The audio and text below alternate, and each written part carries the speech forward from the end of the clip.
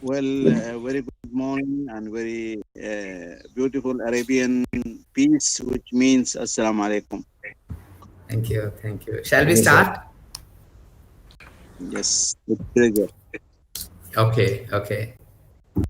Yes, we'll go Mommy ahead. said, Mommy has died. A very happy morning to all.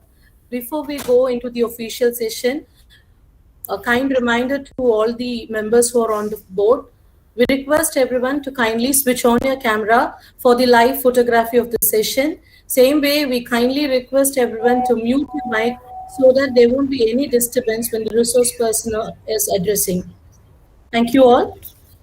On behalf of the management, principal, members of staff and students of Nehru Arts and Science College, we welcome you all for the international webinar on role of humanity in global harmony during pandemic, jointly organized by Internal Quality Assurance Cell and Center for Human Excellence of Nehru Arts and Science College.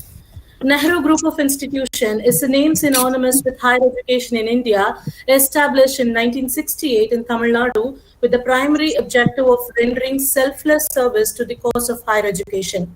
It has established and patronized 20 prestigious educational institutions under Nehru Group of Institution spread across Tamil Nadu and Kerala. The trust was constituted by late P.K. Das, a founder chairman, and his legacy is taken up by his sons, Advocate Dr. P. Krishnadas as chairman and managing trustee, and Dr. P. Krishnakumar as CEO and secretary. Nehru Group of Institutions was set up with the objective of providing... There is an audio problem. Is it only for me or it is like for all? We can hear. It's audible too. Divya, can you hear her properly? I can. Yeah, fine. Thank you. So I think it's audible, sir. Shall I proceed, sir? Shall I proceed, sir? Yeah, I think there's some audio issues with secretary, sir. Emirati, sir, can you hear? Can you hear the voice properly? Yes, I can hear you. Yeah, wonderful. Yeah, Dr. Malti, go on, please. Nehru Group of Institutions was set up with the objective of providing higher education in the field of aeronautical engineering to students of Tamil Nadu and Kerala. However, gradually, it has expanded and started offering undergraduation, post-graduation, PhD courses in engineering, management, arts, science, paramedical sciences, and hospitality. Nehru Group of Institutions also started offering preschool education to kids. Currently, it is operating through its 20 state-of-the-art institutions under super specialty hospital with a capacity of 750 beds. We are very proud to introduce Nehru Arts and Science College, which has emerged from the galaxy of Nehru Group of Institution with a dictum, knowledge is wisdom. The college was established in 1998, offering 4 programs with 54 students. It is affiliated to Bharatiya University, recognized by UGC with 2F and 12B certified, with ISO 9001-2008 and 14001-2004.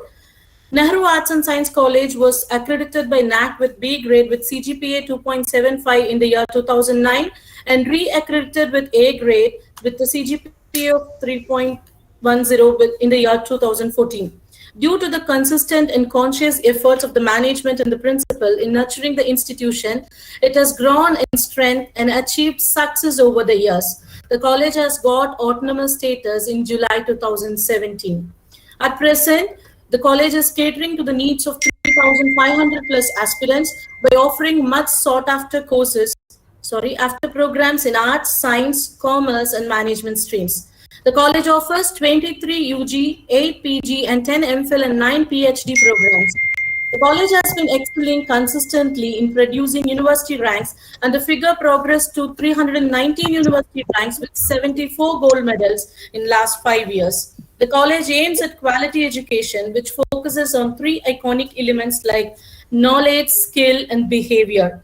Teaching is embedded with all significant features aided with technology and mobile learning tools through e-content and e-learning. As the college envisages molding true citizens, it has incorporated many healthy practices to make the academic fabric more student-friendly. Heritage in its different shades is inculcated when we celebrate all the festivals, adhering the traditional belief and train the young minds in holistic way to emerge as responsible citizens for tomorrow. Before we start the webinar, a few words to introduce the webinar. Today's webinar is to promote peace, tolerance, inclusion, and understanding and solidarity in order to build a sustainable world of peace and harmony.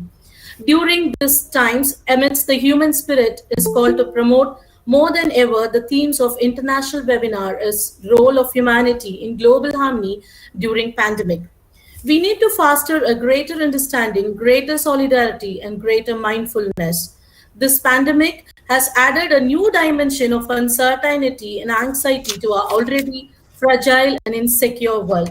This ordeal has the potential to bring us closer to one another or turn us into further strangers in an increasingly estranged world.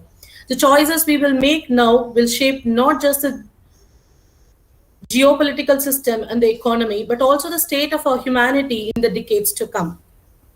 Multilateral action and solidarity may sound like a cliche, but it's more urgent than ever to save our lives. This deeper humanity must spread to every street, every neighborhood, every city, and every country if we are to defeat the virus with our science and technology, but also with wisdom, compassion, and humanity. Every natural disaster is nature's attempt to create a new balance. Our international webinar is to a deeper understanding, entails a radical reckoning and transformation of the ways in which we interact with the world. COVID-19 is a warning that we are not the masters of the universe, and the world is not a private property.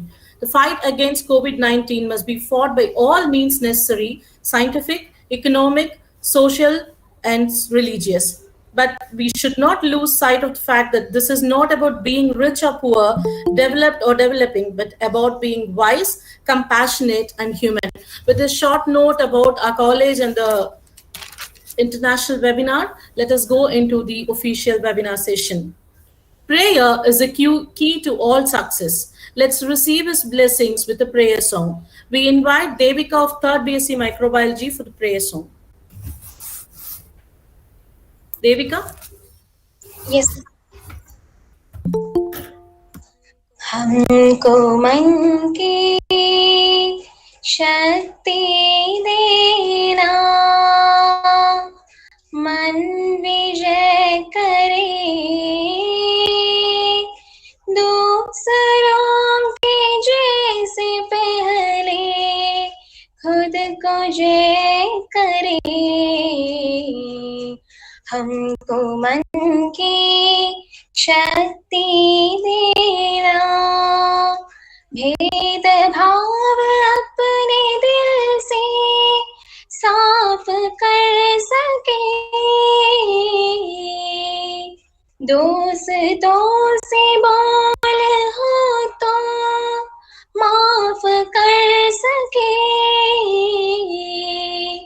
झूठ से बचे रहे, सच कदम बढ़े, दूसरों के जैसे पहले खुद को जय करे। हमको मन की शक्ति देना।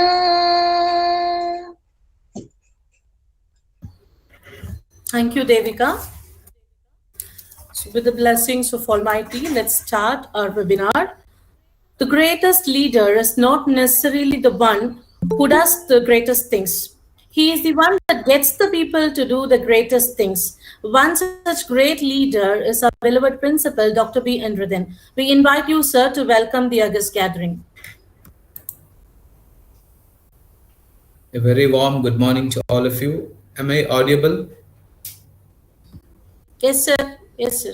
Thank you. Namaste. Good morning. Assalamu alaikum. Vanakkam. The most revered guests on board, our CON secretary, members of faculty, students who have joined in the other line. There are about 1,500 people listening to this live.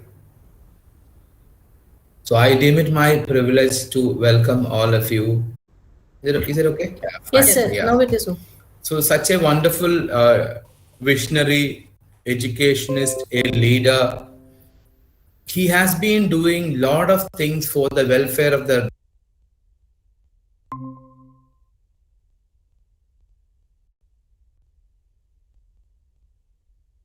activities that he has been doing.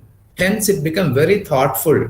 Why should a person like him, who's having an empire of educational institution, go into that kind of a society and help them out to bring them to a normalcy and a better living style? So that made us think a lot. So hence, I feel that we have to dedicate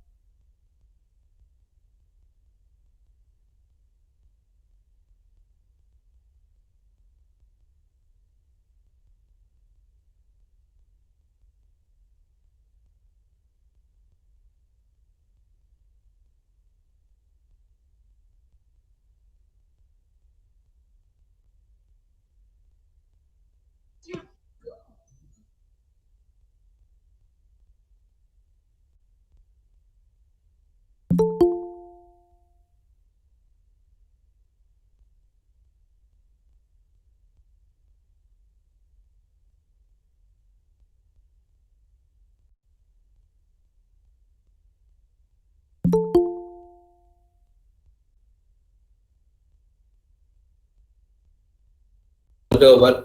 So he's a person who has seen the world from a different perspective. When we met him in 2019 in connection with our international conference in Dubai, we were able to understand he's such a philanthropic guy. In spite of his huge business empire, he is the chairman of Unipex International and Unipex Trade. Widely traveled across the globe, met a lot of people in the sense administrators of the world, and given guidance to him how to connect the world beyond geopolitical borders, beyond religion, how to look at human beings from a very wide spectrum of perspectives. So that made me a kind of attraction towards our chief guest, Ahmed Ibrahim Emirati. So I, on behalf of all of you, extend a very warm and cordial welcome to Emirati sir. Welcome you, sir. Thank you, boss. Thanks for all of you. And a note of this meeting, he has been trying to tell me that I have constructed a new office in UAE. He's already having a building, 11-floor building, but he is now constructing a new building or constructed. In that, he is telling, I'll give you one room. You can come to Dubai free, stay here, and we can connect the Arab world. I'll connect the Arab world to you. Let them come and study medicine, engineering in your institution. I told him I'll have a talk with my management. We'll have a separate session. We'll come down to Dubai and we'll talk about. See, that is the kind of humanity. He tells, I'll do it free for you. You need not have to give me anything. You can use my office. So that is the kind of passion he has for enlightening the world. So this is a message for the youth, that how people think to make the society a better place to live. And now today, our trustee, managing trustee, advocate, Dr. P. Krishna Das, he's not here with us now, but I welcome him in his absence on behalf of all of you. And president of the function, today's presiding person, the most revered, charming, beloved, and most friendly CEO and secretary of Nehru Group of Institutions, Dr. P. Krishna Kumar. So he happens to be there during the webinars of all NGI. So NGI, Nehru Group of Institution, as such, will have about 25 to 30 or sometimes more than that programs every day. And he used to visit, or he used to be, or he used to show up his presence in all major events. So I have asked him, and he has consented to be with us in the morning. Probably he'll be with us for an hour and then he'll push off, because a lot of things are lined up for him. So I, on behalf of all of you, extend a very, very warm and cordial welcome to our CEO and Secretary, Dr. P. Krishna Kumar. Thank you so much. And further on board, we have a wonderful person, a very loving human being. We have seen her working close with us at different times, especially when we had hardships in Malaysia. She was the one who came forward and you can go back to India, I'll take care of the situation. So she has helped that way. That again shows something much beyond this, that's called as humanity. So you can just leave back to India, no worries, I'm here, I'll take care of the whole thing. And in 2 months, the issues were settled.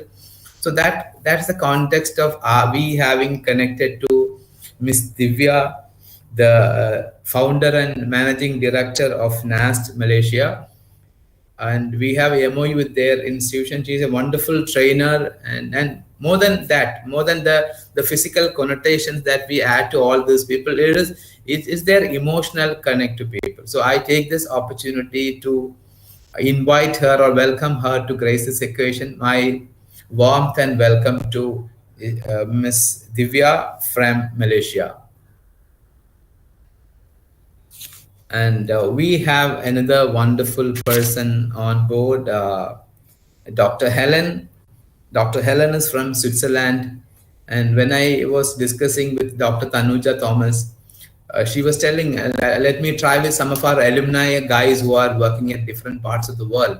And Dr. Tanuja was able to catch hold of Dr. Helen. She's a medical doctor, but very, very seriously connected to spirituality and humanity. Hence, we thought we'll have Dr. Helen also on board to speak about this topic from Switzerland.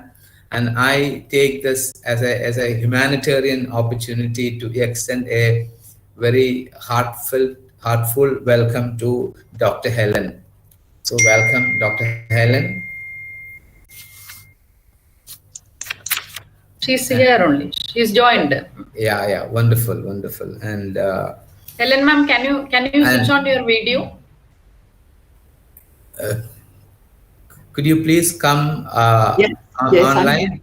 Yeah. Wonderful to see you. Welcome. Thank you very much. Thank you very much. Thank you so much.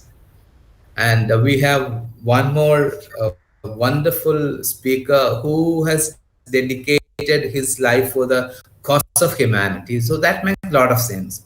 When someone who feels that I am not something or someone very important more than me, other people around or other living and non-living beings around the world is more important to me, or they are like my family members. So that makes a lot of difference in the social thinking or the behavioral pattern of a human being. So I take this wonderful opportunity to welcome Brahmachari Shivanandan, Professor, Center for Spiritual Studies, Amrita Vishwavidyapitham, India. So only Indian speaker, he is only Indian speaker. So we thought we could have a person who can talk to the young minds beyond the geopolitical borders, beyond the religious discriminations, only looking at humanity as a wider and the most relevant perspective of this day.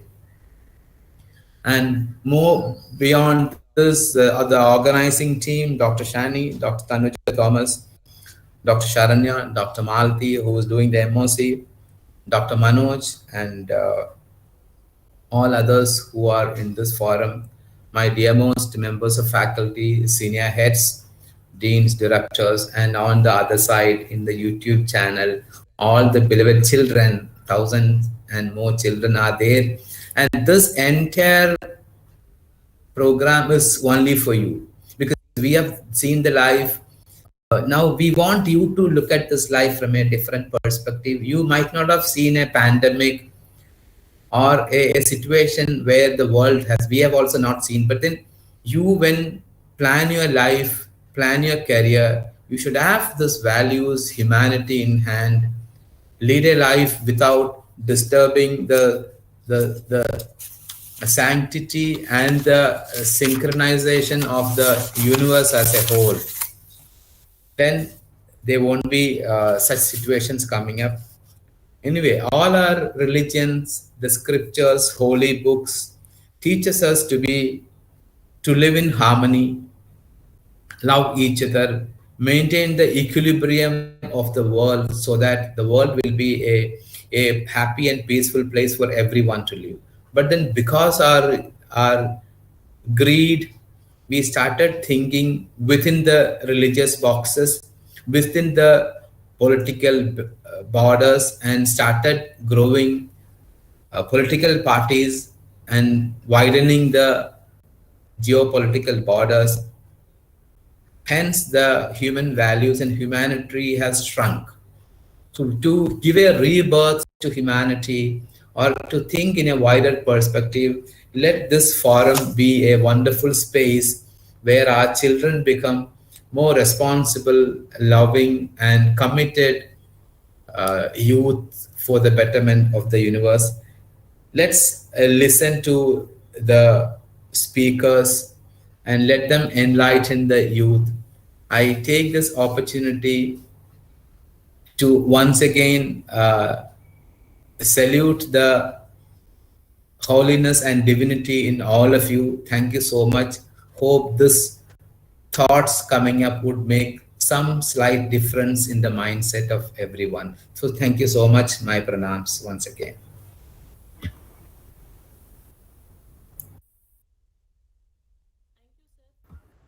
Thank you, sir, for the cordial welcome extended.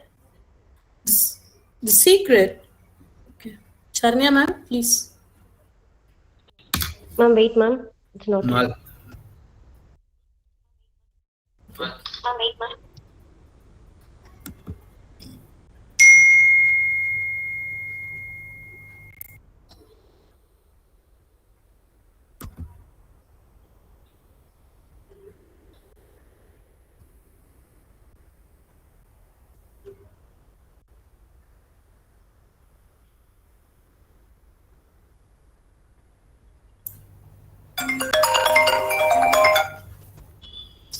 So technical glitches always have come as impediments, but we'll bypass all those things with our love for all of us.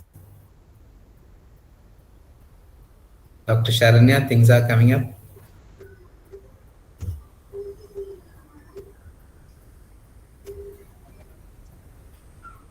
So we were planning to have a virtual bouquet giving ceremony that we have planned in the digital format. So we wanted our CEO to welcome our chief guest, and like that we have planned. Some internet glitches are there. Dr. Shalini, are you getting ready? Or if you feel it will take time, we'll just skip it.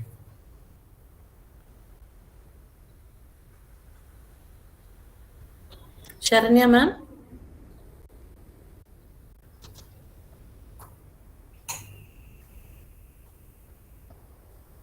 It's coming, sir. Yeah.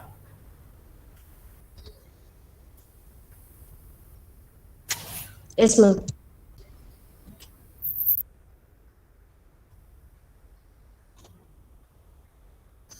Next slide, ma'am.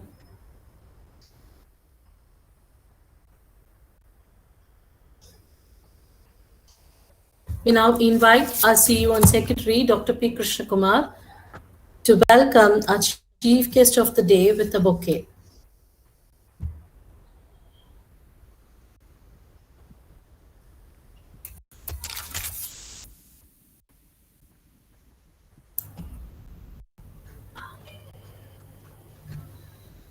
The bouquet is not moving, Sharanya. So let us proceed with the function. So in between we'll hand over the bouquet. So no problem. Yeah, I think that would be. So Malti, you can take over, please. Okay, sir. Thank you. Thank you, Sharanya ma'am, for all the efforts. The secret to success is good leadership, and good leadership is all about making the lives of your team members better.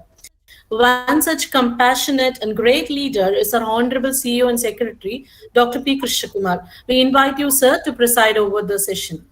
Thank you so much. Before I start my speech, I think this is the right time. All speakers are on board.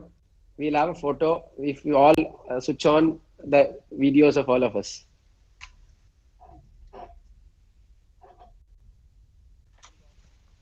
I think the organizer can take a click right now. I mean, this. So I think others, each speakers, when they finish the session, or they will probably may not continue for the whole 2 hours, right? If it is through, then I'll start.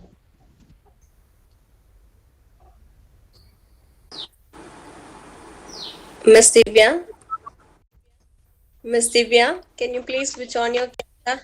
Ma'am, she has switched on. She has switched on. Manoj sir, it's okay, sir?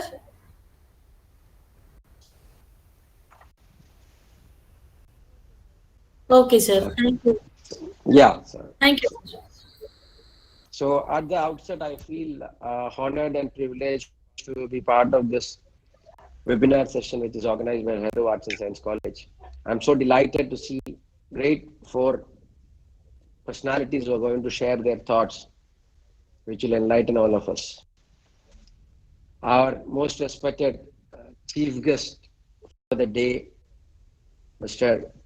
Abad Ibrahim, Chairman. As a close friend of NGI, it is not today Sarah is with us. I think so many times, I think we were discussing, and also I think Sarah has discussed with my brother, my interest also for educational initiatives which is want to happen in Dubai. So pranam to you, sir. And our guest of honor, most respected, I think my principal has said, so helping and so understanding and so much close with NGI, Ms. Divya from Malaysia.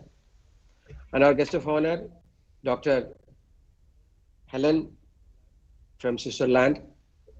And our most respected Brahmajari Shivanandam, Professor, Center of Spiritual Studies, Samardha University. I think today's sessions will be give more of insight and more of thoughts, which how a human being can be a better person to serve the society. And our most dear most principal, Dr. Andrudhan, the entire team of Arts and Science IQAC and other head of the departments, senior faculty members, and the most important, my dear students who are going to understand the best thoughts from the experienced and the people who are renowned in their field. Yes, role of humanity in global harmony during pandemic. It's a very important matter of concern for all of us. Because when we have faced the first wave, we were not very serious. We were not so touched because our dears and near ones was not affected much. But in second wave, I think the entire world, the universe, facing the pandemic situation, and we came to understand that a lot of dear and near ones is lost. That is not a matter of concern here. The matter of concern is that when we get COVID, and the people of neighbors, so-called neighbors who were so concerned about our growth, our thought process, our progress, and what we do. But the minute when the neighbor knows that you got a COVID, I think the entire attitude is getting changed. The care which was showering on us, suddenly it gets stopped. The look which they are looking at us will be a different angle. I think today's webinar will give an insight on that. Because everyone find time and do some social activity. But when really hits our neighbors or dear ones, it's really shaken our heart. It will really, we try to overcome ourselves, but there will be a lot of changes. The so-called neighbors look at you. So what is required for all of us during this second wave?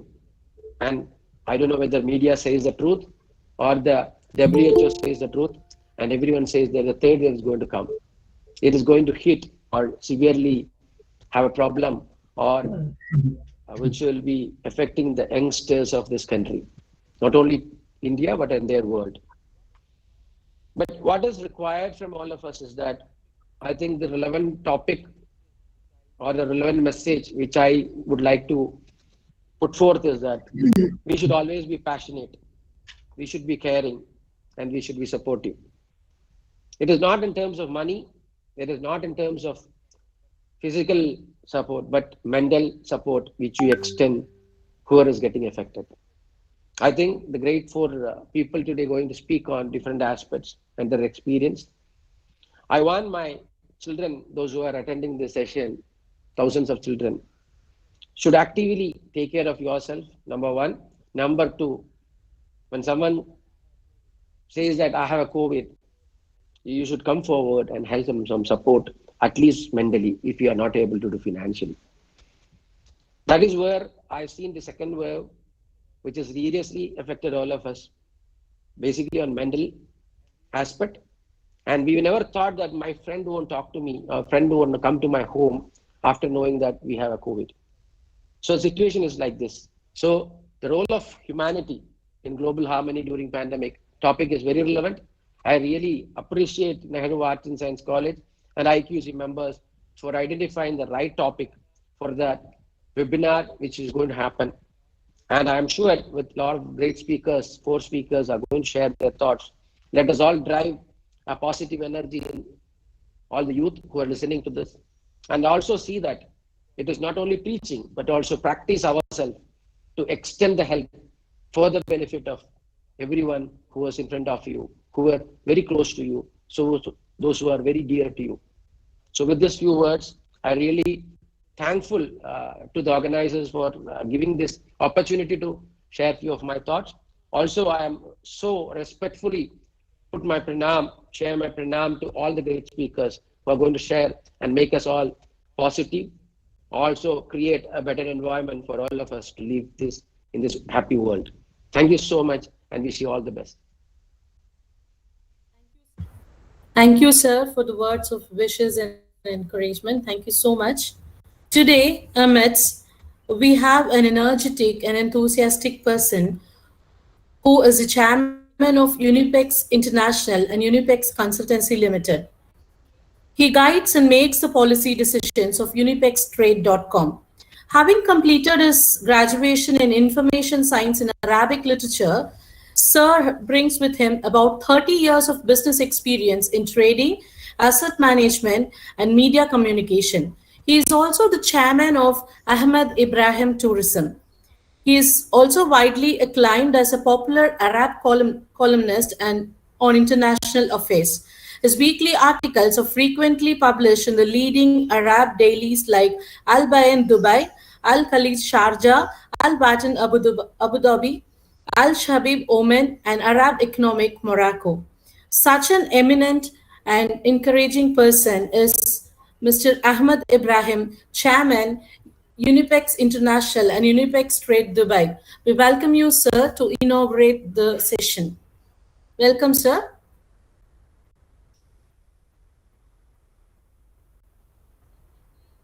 Sir, kindly unmute your mic, sir.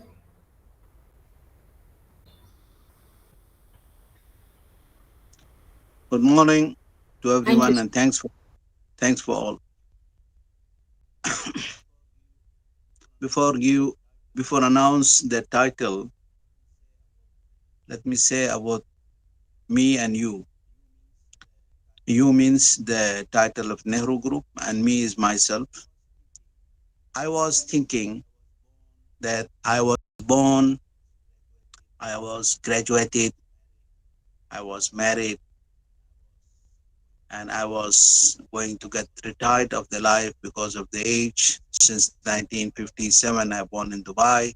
In 2021, I should say I'm retired. But after listening and hearing that much about Nehru education,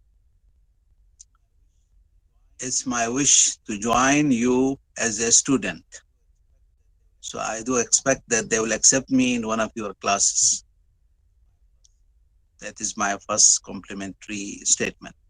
Coming to the subject, the title I have selected is going to be A Swimmer If Sinking. Just keep the title in mind because we'll close on the title again. A swimmer if sinking. Now, once I mentioned about I was born in Dubai, that means we are talking about the birth and death.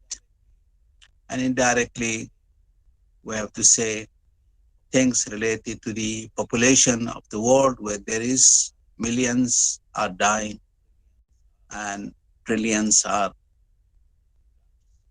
getting new lives. Right now could be few hundred thousands are dying and more than that much are delivering in the life. So coming to the status of the life and death and within the population of the world, if we say globally, we are crossing 7 billion population in the globe. If you say within, since we are talking with India from the Arab world, so let's stay with India and say 1.3 billion population of India. And specifically, if you talk to my country, which is United Arab Emirates, which is one of the Arab world, we are now almost has reached 9.3 million as a population.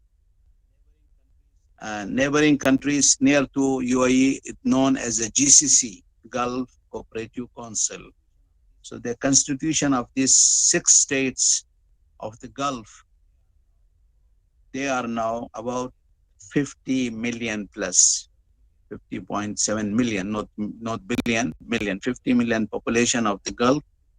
And if we take the whole Arab world, since we are talking to the Arab world in a language which is common in 22 countries, that is the Arab world, they are talking one language, that is Arabic language. So they are now almost has crossed 450, almost reached 450 million population. Why I'm mentioning these statistics? Because statistically we are talking about a subject of life and the life which is after life. That's why we have to say that much population in the world are suffering and thinking together right now the way we are trying to think and talk. Death and birth. In the room where a baby will be delivered to take a new life, baby boy, baby girl, she has a connection with those who are next to her or him. That means next to that baby in delivery room or in labor suit of the child hospital, next to the baby there is a doctor, there is a nurse, and there are a lot of equipments, things related to him, and there is no relation with the baby by feeling except professionally they are doing the job, and baby has one feeling which is cry. He or she comes with crying and expressing the feeling. And that relation of the baby with those who are next to him or her won't exceed more than a short period of the hospitality and discharge. So the baby won't remember anymore the nurse. The baby won't remember anyone, anything except one thing, which is the mother. Why? Because the mother does things that he will never forget her. She will never forget her as well. She, as a mother, will never forget the baby. And I think who is in our age today, we never forgot our mothers because of the nature of the law constitution by God and the nature of the behavior of a mother does for her children. and the baby has no relationship with others except the mother who keeps the relationship.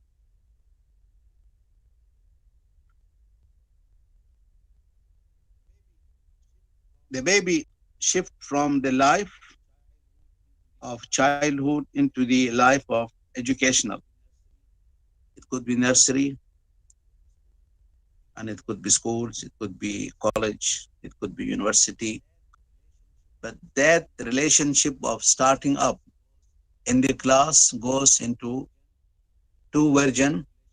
One is the relationship of the student to all the students next to him or next to her as a colleague and class fellow or classmate, and next to his and her teachers and professors and guiders. Question simply, all those are in one class. They have different taste and choice. Someone might like chocolate. Someone says, I like banana, mango. Someone love red color, pink color. And someone thinks that sunshine is very good for his health. He believes in that. And someone thinks the water and sea is more better than the sunshine. These are the beliefs by nature. So I like brown color, he likes red colors. The question is, do you think, do we agree that those different choices should make them enemies? I should hate him because he likes chocolate? No, I like him because he's next to me in my class. Indirectly, we are picturing the life from the classroom. So we want to cross this mentality of thinking that believing in something should make us enemies and keep killing each others, and thinking that we are winning more and more because we are forcing our beliefs. I like brown color. My children, they like red color. Do you think I am the enemy for my children? This mentality should be entirely washed out, and we look into a stage where we are next to each other as a human being.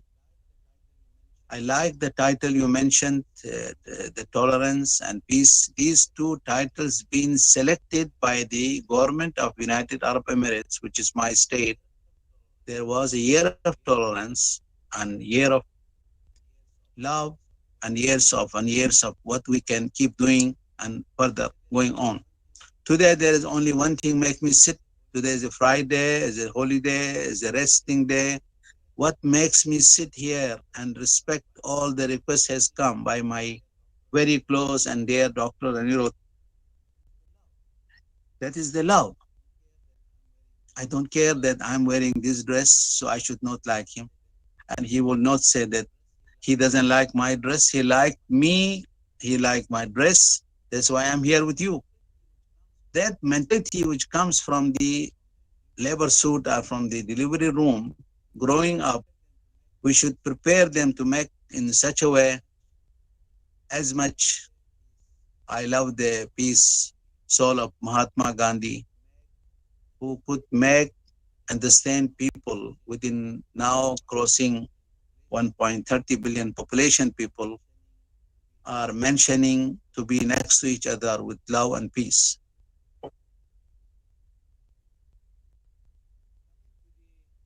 Coming to the COVID-19, as my dear colleague doctor mentioned, the version of people are avoiding and different behavior comes when they feel that you have COVID-19. Now I want to take the another version of the same subject. Let me think of a man, a person who is infected, his behavior with the man who is infected. Think of two people are infected, how they talk to each other. This is the main area I want to mention. That when he is suffering and next to him there is another patient and he is in a room, and especially those people are hopeless, they are living the life and they are sitting together, there they come, there the actual love starts, that the life has no value except we be lovely, peacefully with each others. I'm mentioning, we're talking about COVID-19, we're talking about people who are not infected and the people are infected. No, we want to go inside those group of people who are infected, and some of them have lost their hope in the life. They might lose their life, but they are talking to each other. There is the actual love. There is nothing ethnical. Nobody thinks what is your religion, what is your color, what is your education, how much money you have got, what model of car you have, what is your villa. No, the remaining days and moments, there will be the actual love, because from the day we born, the love was naturally given by God between mother and her children. That comes back because the soul says from inside, there is nothing except tolerance, except compromise, except love. And that's what I meant it when I mentioned the title, Swimming If Sinking. Why I mentioned a swimmer if sinking? Because, well, if I express what I say in my language in Arabic, then it will be different, but as much I'm trying to make it in English, so I hope I'm expressing well. We say in Arabic, as-sabbahu idha gharq, means a swimmer if sinking. So if a swimmer if he's sinking, and they are in the sea and they got a piece of wood, and two people came to each other and they were enemy in the life, all the life.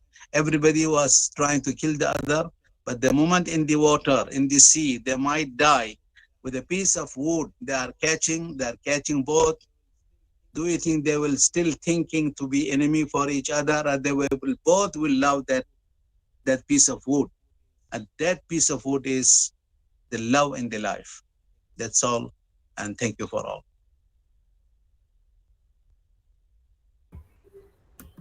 Thank you so Thank you much. so much, sir. Thank you so much. Thank you so much. Thank you so much, sir. Wonderful. Nice expression. Thank you. Thank you so much, sir, for sharing a wonderful message. A leader is like a shepherd.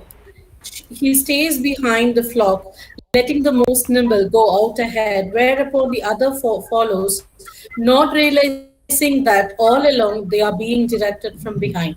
One such compassionate leader is Dr. Tanuja Thomas, Head Department of Social Work. We welcome you, madam, to introduce a special guest of the day. Thank you, Maltima. A blessed morning to all. Guten Morgen to Helen ma'am. I'm very glad to introduce, good morning. I'm very glad to introduce Dr. Helen Hochreutner, a lady of repute. She is a responsible Chief Medical Officer of Pediatrics, Allergy and Clinical Immunology, Interlaken, Switzerland. And she's an amazing consultant pediatrics and neonatology at the hospitals of Interlaken and Frutingen, Switzerland. To her credo, we can add and say she's a commissioned teacher of medical students, Medical School, University of Bern, Switzerland. I'm also honored to read out her education in Masters in Theology of Spirituality, Jesuit Center and School of Theology, University of Freiburg, Switzerland. Dr. Helen is also involved in ministry, where she serves as a president of Regional Association of Roman Catholic Parishes in the Bernsey Oberland. We are so privileged to have you here, ma'am. Thank you all. Yeah. Thank you very much for your nice introduction. I'm going to have a PowerPoint presentation. Now. Yes, Maltimam, you can. Ma'am, 1 minute, Helen, ma'am. Yes, ma'am. Yes. Maltimam, you can do. You can continue. Okay. So thank you very much. I was very intrigued when Frater Nicola Sumit asked me about this, and immediately I knew I had to do this. So I'm going to talk about the role of humanity in global harmony during the pandemic. That's a large title, but I will stress on some of the pediatric problems and perspectives. So, Helen,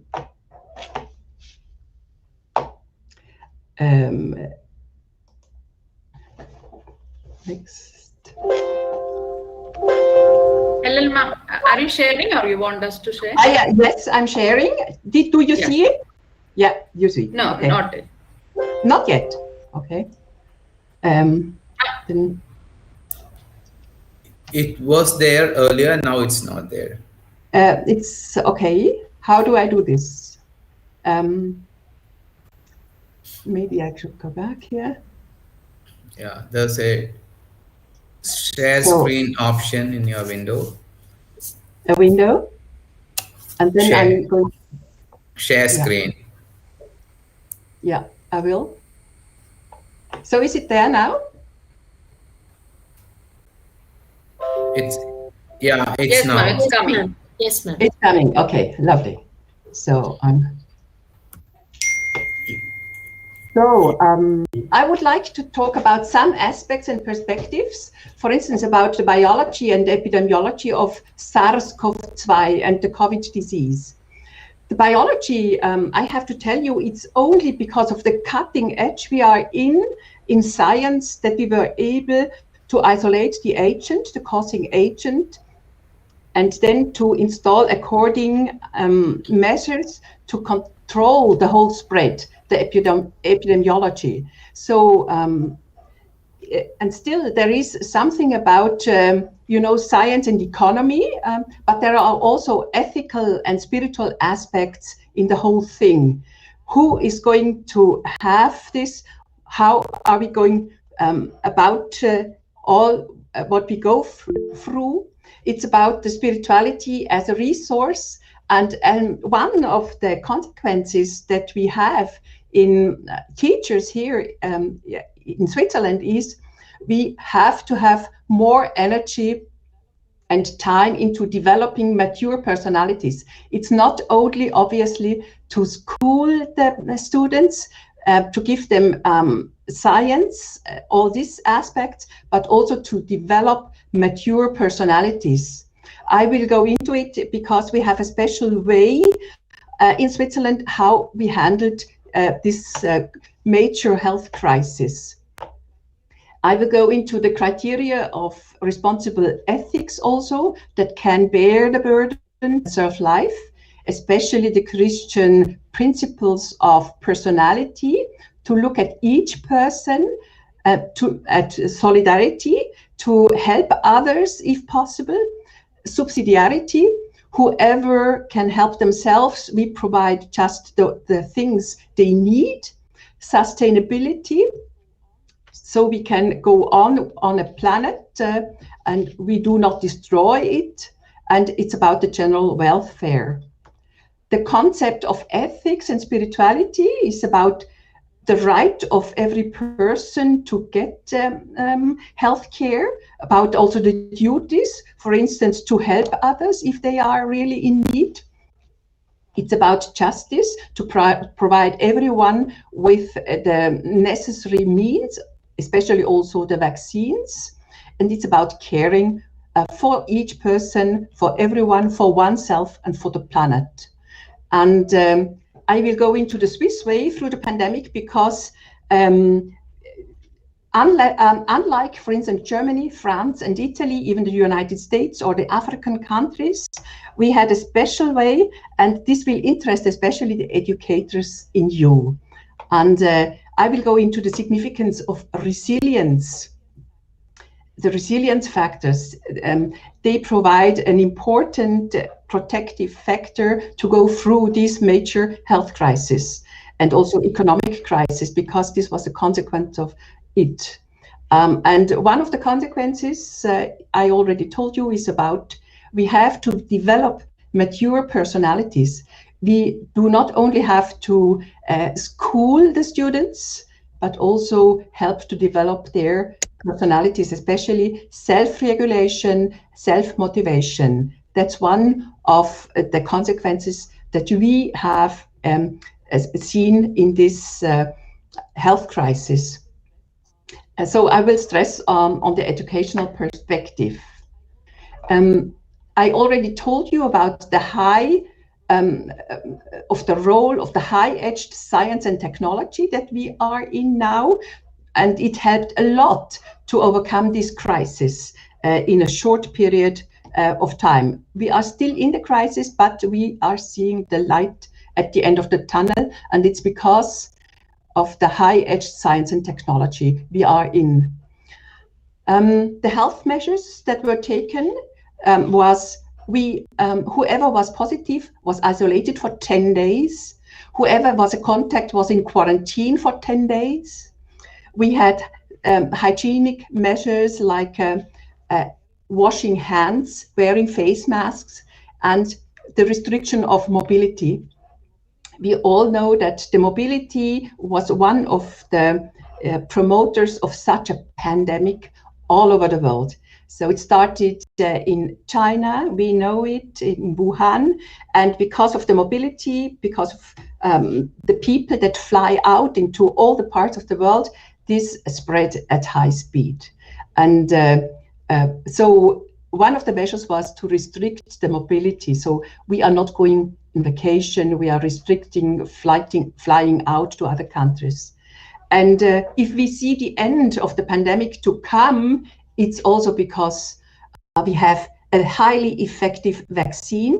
We immunize our people, and this is a very high speed. It's a highly effective and safe vaccine that had been developed, and it was again because of the high-edged science and technology that we were able to do this. I know that there is the Delta variant now in India, and but the vaccines that have been developed, the two vaccines that are available in Switzerland, they are really also effective against all the variants. I will also talk about ethics and leadership in economy and the social welfare system, because in Switzerland we depend a lot from tourism and from restoration, hotels and restaurants, and they had to close down during this pandemic.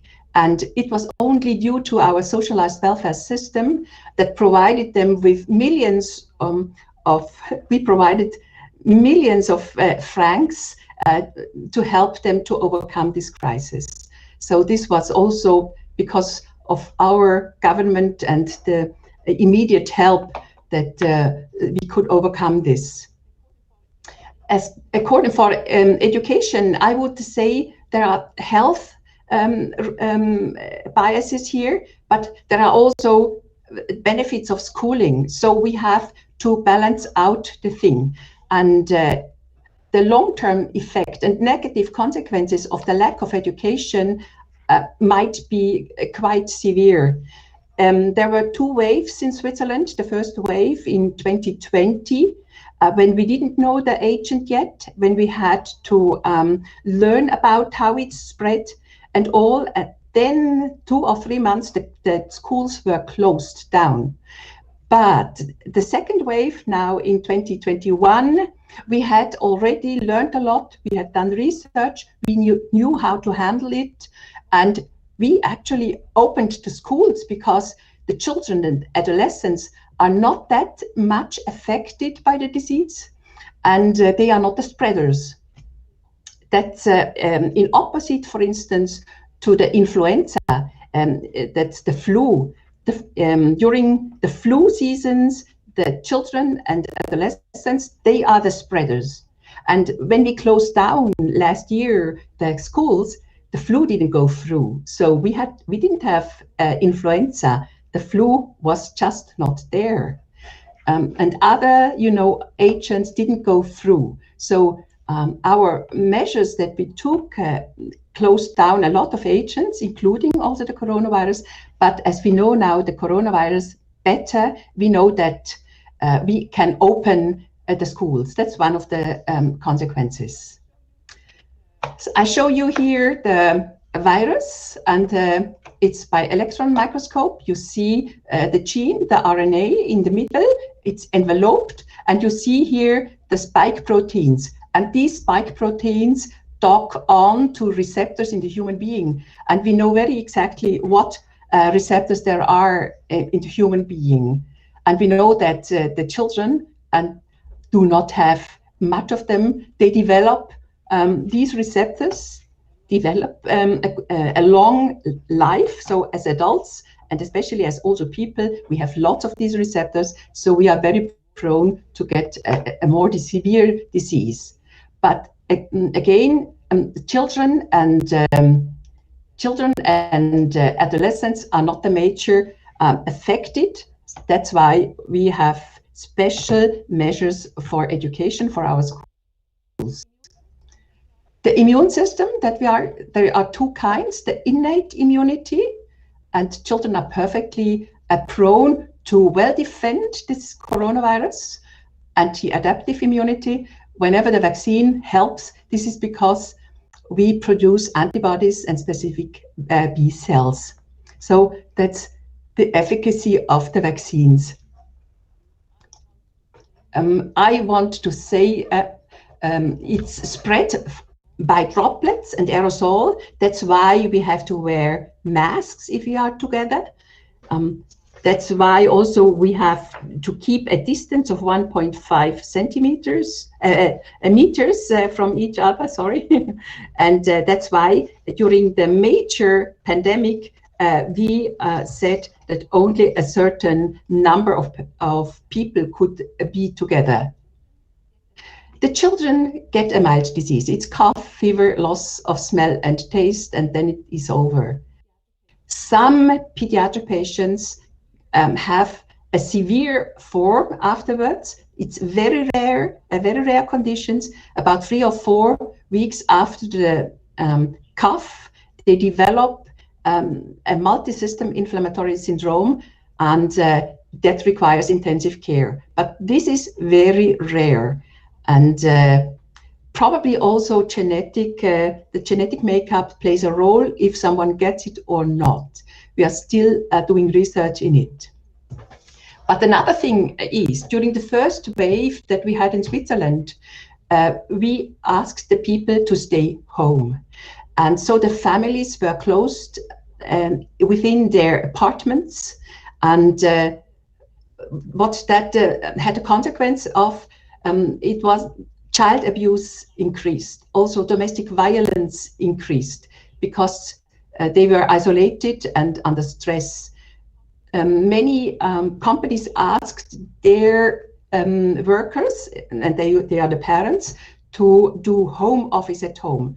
And the schools asked the parents to do homeschooling. So they were just overwhelmed. The adults and parents were overwhelmed by all of these duties. And we noticed that the child and adolescent mental health deteriorated during this time. There are more cases of depression, anxiety, compulsory and eating disorders, and also we have more suicides among the adolescents. And there is a deprivation, neglect, lack of education and parental guidance. And the long-term negative consequences of lack of education and schooling, and it was only 2 or 3 months in Switzerland, we noticed them. And again, since we knew or we know now that the children and the adolescents are not the drivers of this spreading and are not affected that much by the disease, we keep schools open as long as possible. I come to that. This is now the severe kind that in very rare cases can occur. They have gastrointestinal problems, vomiting, diarrhea. They have heart problems. They might even have also neurological signs, more severe symptoms. I already told you that for 2 or 3 months, when we didn't know the virus yet and the epidemiology, we closed down the schools and homeschooling was installed. The teachers were asked to provide homework once a week, and then also the schools were going digital. So actually the literacy, the illiteracy went up in Switzerland during this time. But also the parents were excessively demanded by the home office that they were required to do, by the homeschooling. And, you know, the students could not socialize with their peers. And we notice now how important this is for the students. And graduating students did not find adequate job opportunities or positions. And there was a general uncertainty about the future. Even now, 1.5 years into this, you know, major health crisis, there's a certain uncertainty. But because of the vaccination rate that we have now, we see the light at the end of the tunnel. Economical consequences, you know, I told you that in Switzerland, we depend a lot from tourism. That's a major thing in Switzerland of economy and restoration and all.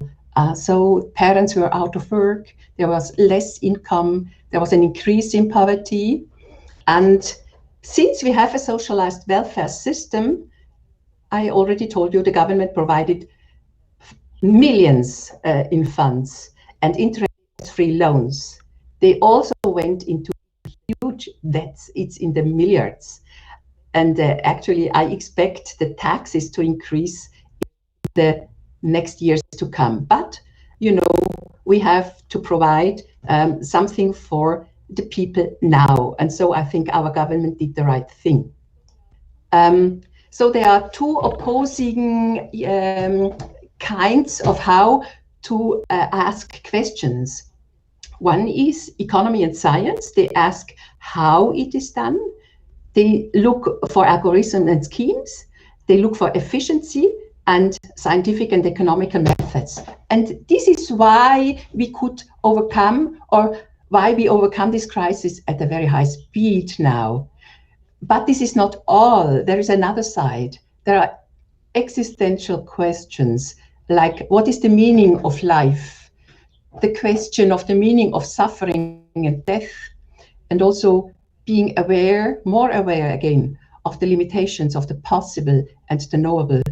We have all seen the pictures from northern Italy when it started in Europe, when, you know, people were dying without someone attending to them, when everyone was afraid of going to now we know a lot more, and we know how to handle this.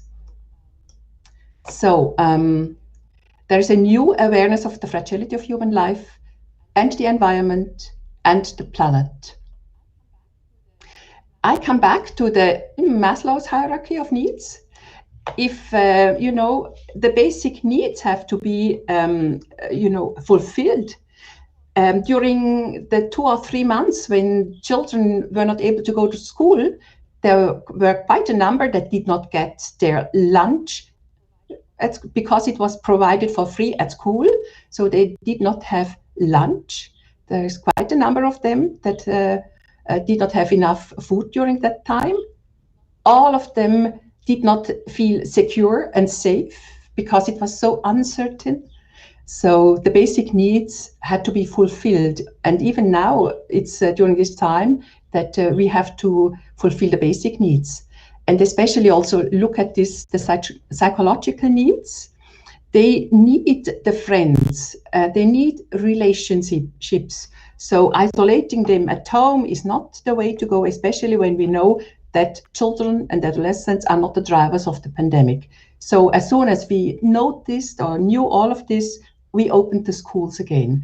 What we do, the schools have to have a hygiene concept that includes that there are small classes, they ventilate the rooms every now and then, they wear masks, the older children wear masks, they have you know, hand hygiene, all of the measures, we do that. And especially the teachers, they always have to wear masks. What we do also is once a week, we do a pooled antigen test of their spit. So all the students in one classroom, they spit into one cup, and then we do an antigen, a corona antigen test. If this is positive, then everyone is tested.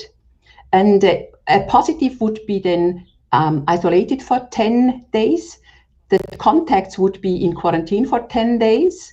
But with these measures, we could keep the schools open in 98%. In 98% of the schools could be opened now.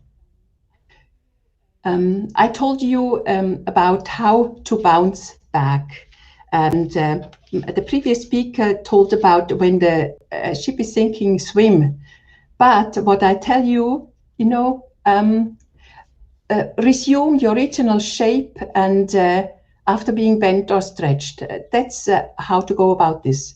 And for the future, we also have to stress and develop the resilience factors. And this is the process of adapting well in the face of adversity, of trauma, of tragedy, threats, significant sources of stress, or family problems. And the family had problems during this crisis. This was a serious health problem, and also problems at the workplace.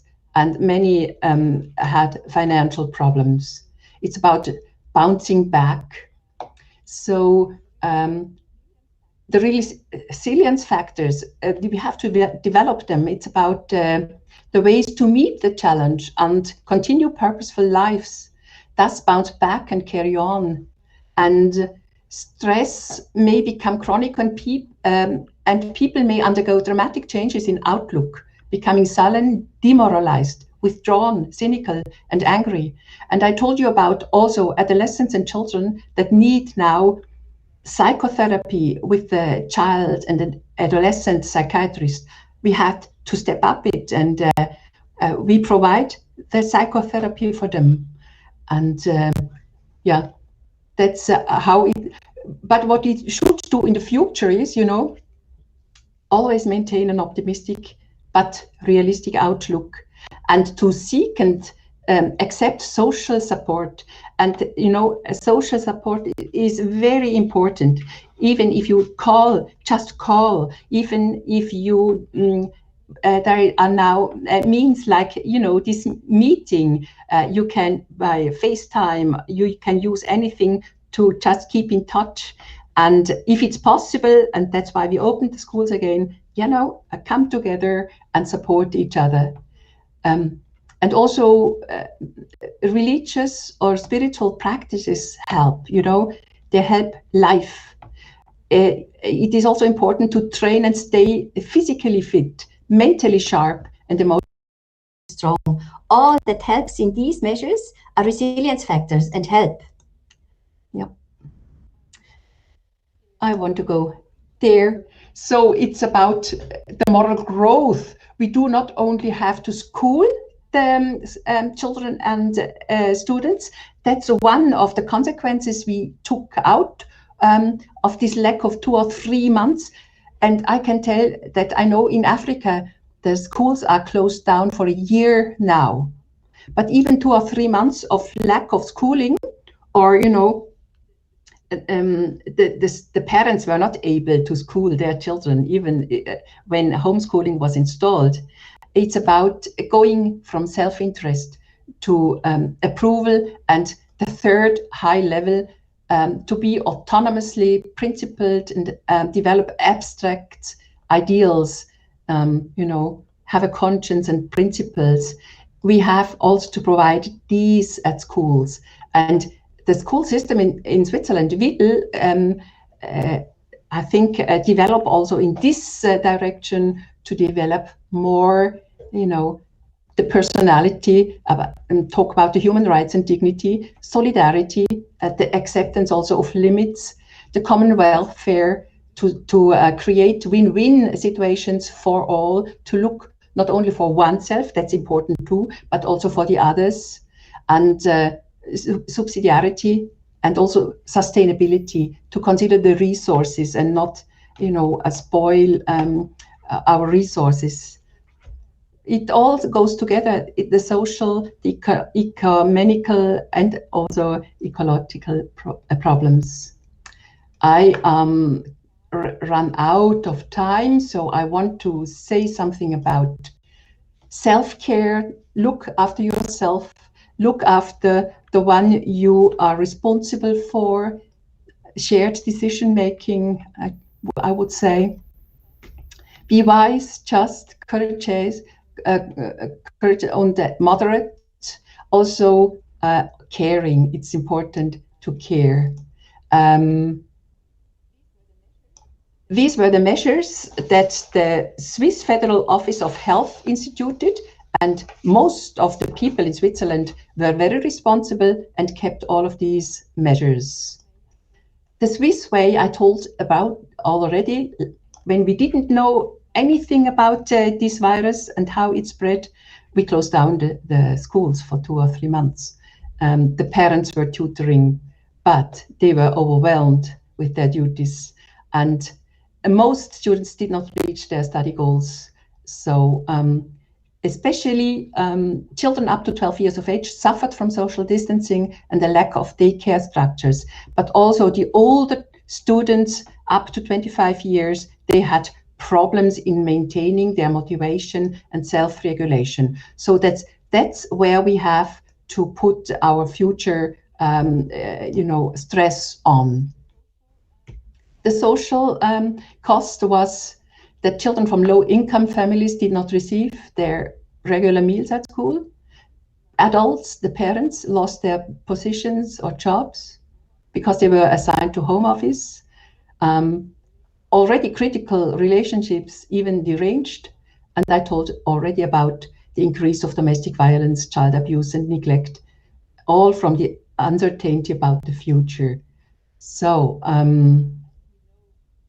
as we knew now in the second wave, this year we know that children are not the drivers. They are not much affected by the disease. So we decided to open the schools. The schools had to work out hygiene concepts, hand disinfection, distance, face masks, being in small groups. And I told you that, with all of these measures, every week the classes were tested for SARS-CoV antigen presence by a pooled spit samples. The positive students were isolated for 10 days and contacts were in quarantine for 10 days. But all of these measures allowed in Switzerland that 98% of the schools could be operating all the time. So this is quite a good result. The lessons to be learned, although learning losses due to school closures cannot be estimated precisely, they are likely to be sizable and connected to growing equity problems. And distance learning with the help of digital devices bridged some of the shortfall, but was only an inadequate substitute for classroom teaching. And the benefits of closing schools in terms of reducing the speed of virus circulation are questionable in this corona. It is not true for the flu, as I told you, but for the coronavirus, only during the periods of exponential contagion rates, schools should be closed down, but not otherwise. The take-home message is be the last school to close and be the first one to reopen again after the health crisis. And students do not only need schooling, the science and all, but there is also a need to devote more time of teachers and energy to develop the personality of the students, such as self-regulation and self-motivation that comes up to these stages of psychosocial development. We have to put in more energy into, creating hope, trust, in creating will and autonomy, purposefulness, initiative, competence in industry, fidelity, identity, and love and care. And so I come to a closure. I want to stress the goals, the global approach to improve life for everyone is not only cover the basic needs, and we do have to do this now, and on a global stretch. We also need education and especially development of the personality, and we need to ensure environmental sustainability. That is a byproduct of all of this. So with this, I want to close. The take-home message is be strong, be resilient. Thank you for your attention. Thank you so much, Doctor. Thank you so much. Thank you, Dr. Helen. Thank you so much. Thank you, Dr. Helen, ma'am, for your clear orientation on human rights needs in today's world. Thank you so much. Thank you also. Thank you, ma'am. Thank you, Dr. Helen. Thank you. Thank you. Thank you very much. Have a good day. Thank you, ma'am. Good day. Good day. Her mission in life is not merely to survive, but to thrive, and to do so with some passion, some compassion, some humor, and some style. Such an energetic person is Dr. N. Sharanya, Assistant Professor, Department of Biotechnology, and the organizing committee member of today's international webinar. We invite you, ma'am, to introduce the guest of honor of the day. Welcome, Sharanya, ma'am. Yes, good morning to one and all present here. It's audible, ma'am, please. Am I audible, ma'am? Yes, ma'am, it's clear. Please continue. Ms. Divya is the Managing Director of NAS Training and Consultancy and NAS Travel Adventures. She is a certified trainer by MHRD and corporate trainer since 2011. She graduated with a Bachelor of Law from the University of London. She then pursued for Diploma in Child Psychology and Learning Disorders. Her specialized training consultation areas are employment law, contract management, trademark and branding, business English, communication and interpersonal skills, customer service, leadership, management, professional grooming and ethics, time management, entrepreneurship, sexual harassment awareness at workplace, and some other soft skill training. She has also been actively conducting various community empowerment programs throughout the country for past 6 years. Some of her latest are entrepreneurship for women and for bottom line Thai income earners, soft skill for disabled in hospitality and retailing industries, and leadership for contractors, youth empowerment, business English for unprivileged, creating and designing short and long-term training program based on the training need analysis. Clients' requirement is also her forte. Apart from that, she has been actively involved in preparing students for Cambridge examination and certified trainer with a golden door of freedom. Divya is a trainer with excellent communication skill and rapport with her participants. She has an enormous level of analytical process teaching skills to nourish the participants, understanding the level with practical and workable applications. She conducts highly engaging, interactive, reflective, and intensive learning program with the purpose of high level of knowledge, retention, and skill development. I now request Ms. Divya ma'am to take over the session. Welcome, ma'am. Thank you, Dr. Sharanya. A very good day to all of you. We are all from different parts of the world, so I think it's best that I actually say good day to all. Before I begin my session, let me share some things with you. Right before the COVID-19 pandemic started, I was actually in India.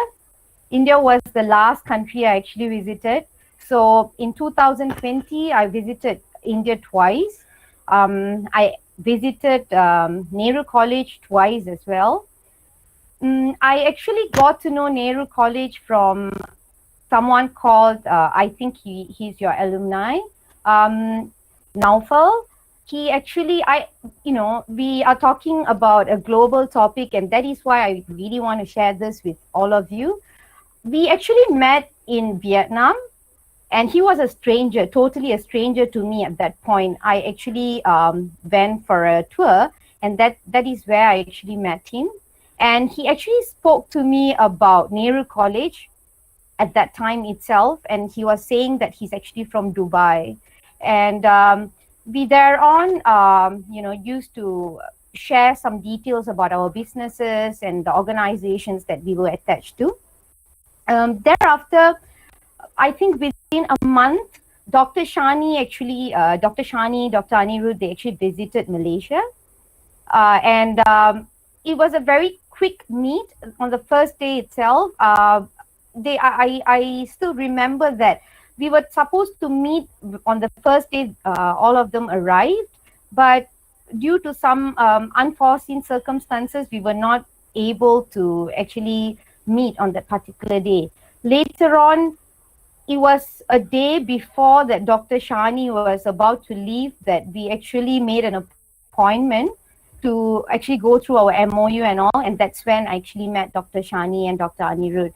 And due to certain incidents that actually took place, we got closer, and that's when I realized that they are amazing people. They had so much love and compassion for their students, and whenever we actually communicated, it was all about their students. They were very busy with work, but they always made sure, they ensured that the students are well taken care of, and putting aside differences and the things that they were going through, their focus was actually on their students. That's when I realized that there was so much of love in these souls that actually met.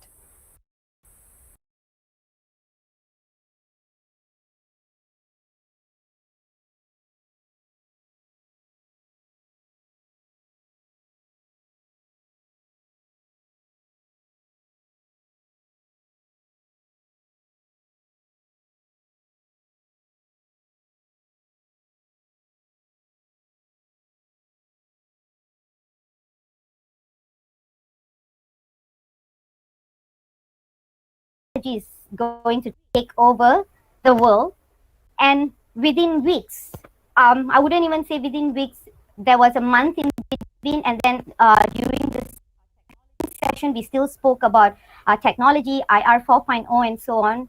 Within days, the pandemic reached its peak and there was so much of fear, borders were closing and all. And the last day I left India is the day that I think your lockdown started, and the day I arrived, 2 days after I arrived in Malaysia, our lockdown actually started. So things happened so fast, and that's when I was reminded that humanity is everything. Humanity is the basis of everything. That could be technology or any other things, you know, that there is a lot of advancement, but the human quality, humanity takes place in every angle of our lives. And the more, I would say that the more sophisticated or sophisticated part of a human is actually the character of a person. And when we have bad times is where you actually realize that there are certain qualities without realizing it actually emerges to the surface level. When there is fear, when there is pain, when there is a lot of chaos, that's when we start realizing what our weaknesses, and that's where all the character buildings that we have been doing throughout our lives from the time we are born helps us to actually go through life and to remain strong. There are a lot of suicide cases, there are a lot of sadness, there's a lot of emotional trauma that everyone is going through all over the world. There are loss of job, the economic is in a bad shape in many countries. But again, if love is what is focused upon, I think life is beautiful at any point of time. And for me, individually, COVID was very testing at the beginning because I got to know that I was pregnant right after I actually came back to my country. And for a person like me who have been, you know, I've always been constantly traveling and I hardly stay at home. So it was very challenging for me at the beginning, especially with all those hormonal changes and so on. And that's when I realized that I need to be strong. I need to go through this period of time very calmly, forget about all those things. We were all rushing. We hardly had any time to connect with our loved ones because everyone was some or rather very busy with our schedules. I see this COVID-19 pandemic as also a situation that has allowed all of us to connect as human beings. We were busy talking about technology, and there came a time that we had to start focusing on our inner self. We were all able to reflect on ourselves better when things started, falling apart. And I think it has all made us very strong at the moment. We are all better people after going through something that we wouldn't have expected at all. If we look back at January 2020 or even March when I was actually in India, everything was so beautiful. I was busy traveling around. I visited some universities and I visited many people. Everything was so good. And only when things started happening in a different way, we start realizing that we have to reflect upon ourselves. Now, that is a slight introduction about what I wanted to, there was something that I really wanted to share, things that I've actually gone throughout the pandemic. And I delivered my child in November. It was definitely not an easy time because you do not get to see all your entire family when you are actually delivering. Nobody is actually allowed to the hospital and all. So it wasn't a very easy period, but all it did was to make me realize that I had so many people who are so loving, and all the love and care is what actually made me sane, made me strong throughout this process. Let me share my slides with you so that we can actually all go through this journey of love, compassion, and unity. Dr. Karanya, can I actually share my presentation right now? Ma'am, yes, you can. All right, thank you. Yes, ma'am.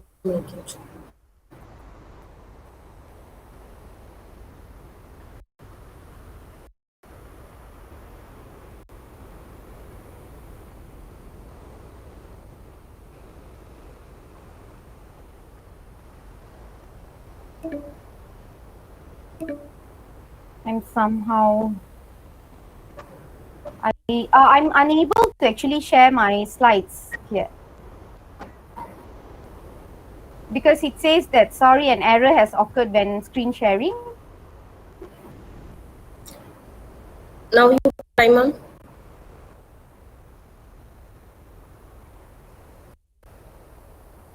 I'm still unable to do so. Let me see.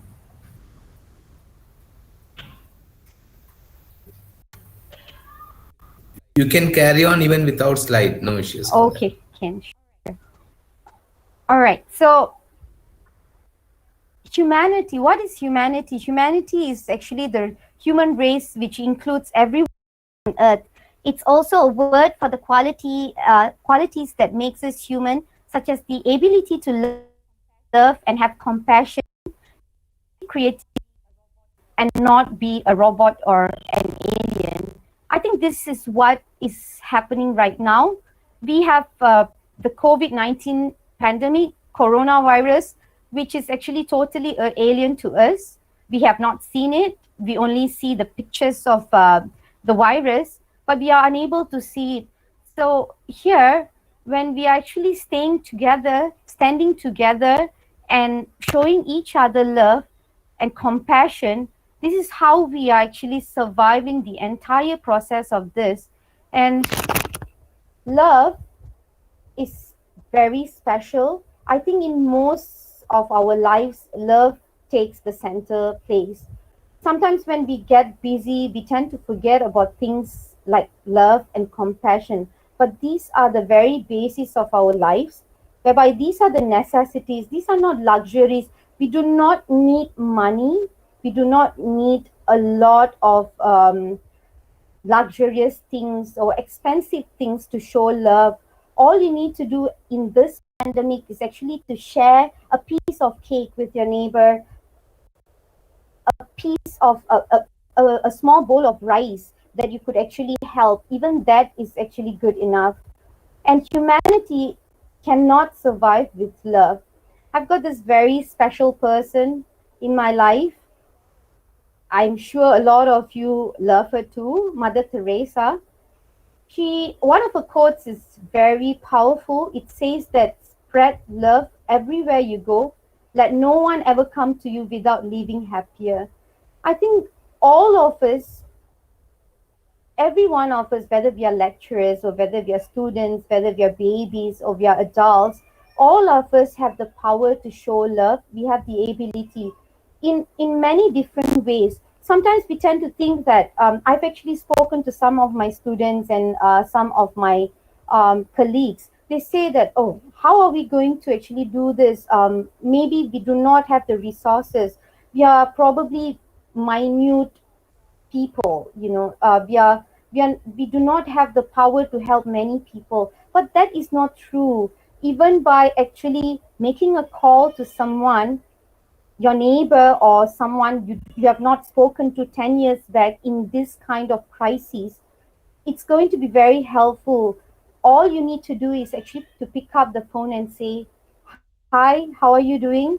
Is everything okay? Do you need any help? All you need is that all the person needs is actually the care and love that they're actually receiving from you, and that will definitely put up a smile on people. One of the things that I've experienced throughout this 1 year plus is that there are many people who do not have even food to eat. This is something that we actually see a lot even in our country, especially workers who are actually the daily earners who are actually relying on their daily wages. We can always get that kind of people. Even as students, I'm sure you have some pocket money to actually share with them. All you could do is actually to ask them what are the things that they actually need. And you can even go in a group, get together with your friends. We have very powerful tools like Instagram, Facebook, Twitter. We have certain applications that is connecting people. So all you can do is actually gather a few of you together and try to see how you could actually help others in this situation. And no act of kindness, no matter how small, is ever wasted. As I explained earlier on, we could actually do very little things that could make difference, because if one person does a small thing, collectively as humankind, when we have so many of us, we could definitely do great things in the world. Mahatma Gandhi once said, you must not lose faith in humanity. Humanity is an ocean. If a few drops of the ocean are dirty, the ocean does not become dirty. This quote is very powerful. It's very deep. Many of us would actually point fingers at certain organizations, certain political parties, especially during a tough time like this. But I strongly believe that this is not the time for blame game. This is not the time to see who is at fault. If someone is doing something bad to you or demoralizing you in a certain way during this testing time, all we have to do is actually to take a step back. There are many others who are actually willing to help. If you have 4 people who are actually trying to create something nasty or trying to create something bad, we have many other people who are actually trying to strengthen the society, many other people who are trying to do good things to others. And the next thing that I would like to talk about besides love is actually togetherness. We are one. I didn't want to actually choose a very, I would say, a spiritual word for this.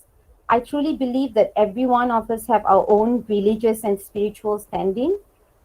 In the spiritual language, we actually call this as oneness. We are all one. Unity is the art of togetherness. It is actually for a united word. That there is no color, no religion, no nationality that should come between us. We are all children of God. Putting aside all our religious beliefs, our spiritual beliefs, and where we come from, our skin color, I think this is a vital period of time whereby all of us should stay together. We should stand together in our own capacity. We should find ways to actually come up with programs like this, especially what Nehru College is doing right now is amazing.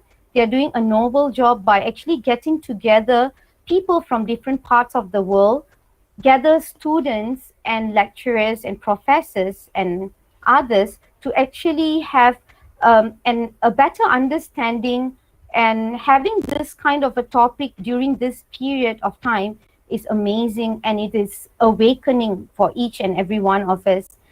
I definitely learned a lot of things from whatever that we actually spoke about today. There is beauty and power in unity. We must be united in heart and mind. One world, one people. This is not the time for chaos. This is not the time for us to fight each other. This is the time for us to actually stand together, stand united. United Nations actually came up with this statement last year on the 18th of May. Either we get through this pandemic together or we fail. Either we stand together or we fall apart. This is the time for togetherness. It is not a time to start competing and start thinking who is big, which country has, which country is more powerful, who has the most tools and whatever not. And even though, you know, we all saw many videos that was that has been circulated in social media and so on, especially at the beginning, that was causing a lot of hatred among people rather than showing love and harmony.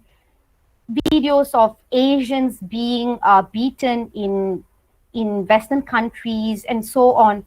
Those things is very painful for many of us, because you know, start pointing and all this funny jokes saying that, you know, why did you start eating a bat and you have actually caused so much of issues, so much of problems to the entire world. This is not the time to actually speak about others and what others have actually created. It's about overcoming an issue. That is what my pregnancy actually taught me also. I think they always say that during pregnancy you have to remain very positive, very happy, and that's how a soul in you actually start building itself, start blooming as well. And that period actually taught me a lot as well, to actually remain positive rather than actually finding faults and focusing on others' mistake. And I'm sure this pandemic is an eye-opener to many of us. If you think that something is happening in your neighbor's house, try to help them. If you see a friend who's emotionally down, if you think that the person is going through a tough time, try to help. If you are not able to help, it is not within your capacity.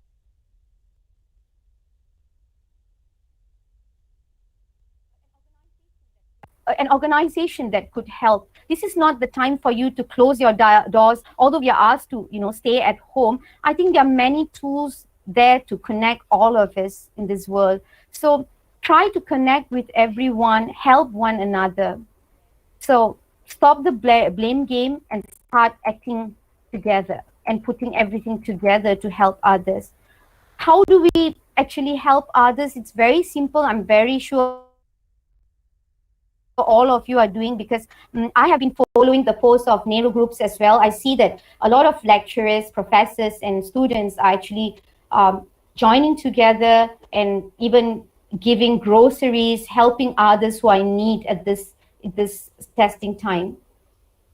If you're feeling helpless, there is only one way for you to help yourself. That is to actually help someone. I think many of us go through different dilemmas in life. Try doing this the next time around if you have not tried.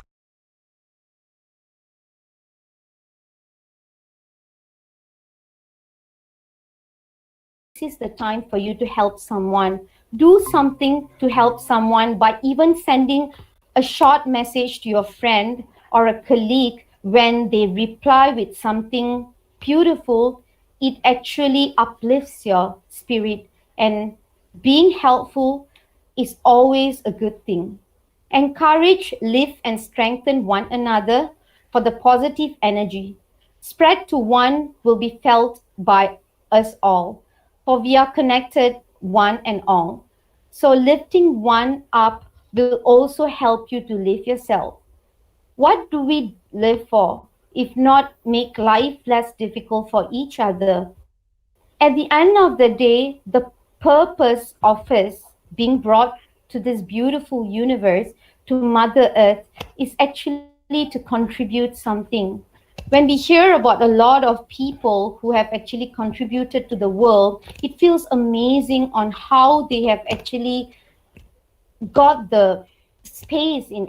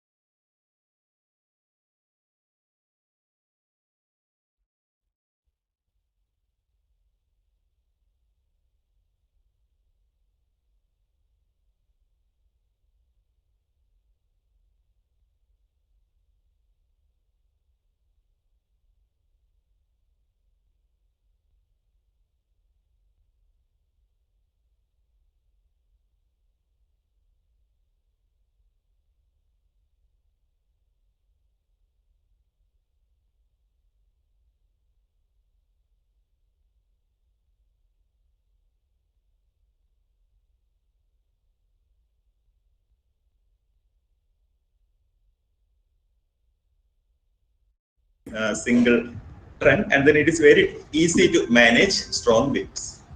And next day when the tree came, he saw a totally new tree. So the wind became very happy and then smiled. A tree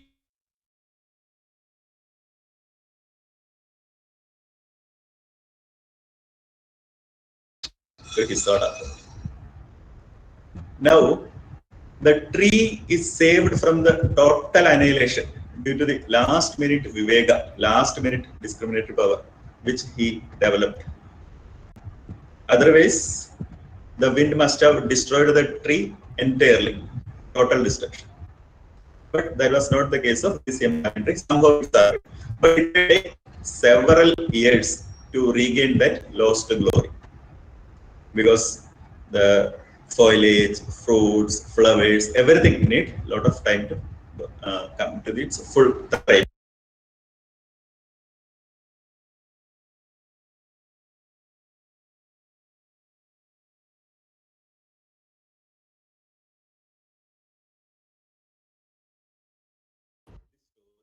This story mentioned by Bhishma to Yudhishthira in the Abadharma Parva of Shanti Parva in Mahabharata has a contemporary relevance.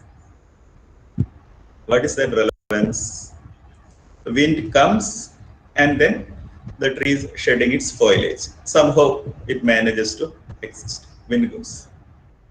Again, after a few months, the wind comes, the tree again sheds its foliage. Whatever it has been able to grow, it sheds, cast off. Again, it is surviving. Will the wind come for a third time? We don't know. Somebody says, okay, the wind will come again in January. Someone says it will come only in December. We don't know. So, is there any way, is there any hope for us to survive permanently from this attack of wind or any this man-made disasters? Is there a way? We have a cue in the question from Narada to the tree.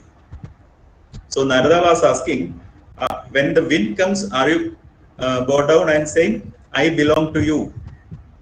Is that the reason the wind is protecting you? I belong to you. I need nature. I need nature for my survival.